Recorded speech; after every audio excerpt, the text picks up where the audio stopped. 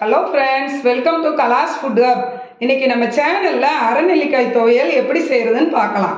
அரைநெல்லிக்காயை இந்த மாதிரி எடுத்துட்டு அந்த கொட்டையை எடுத்துடணும். காயை மட்டும் இந்த மாதிரி நறுக்கி எடுக்கணும். இந்த கொட்டையை எடுத்துடணும்.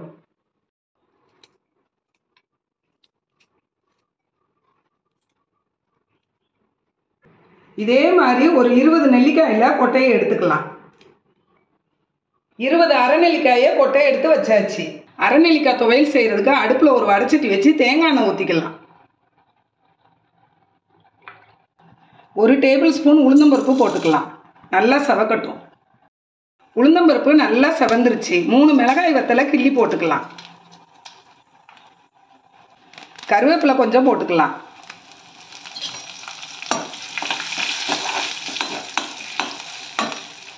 இஞ்சி கொஞ்சம் போட்டுக்கலாம். பெருங்காயத்தூள் கொஞ்சம் போட்டுக்கலாம். கொட்டையை எடுத்து வச்ச அரைநெல்லிக்காயை போட்டுக்கலாம். அடுப்பை சிம்மில் வச்சு வதக்கிக்கலாம்.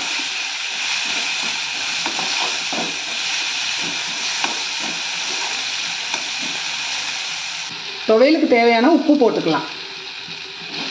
நல்லா கிளறி கொடுத்துக்கலாம்.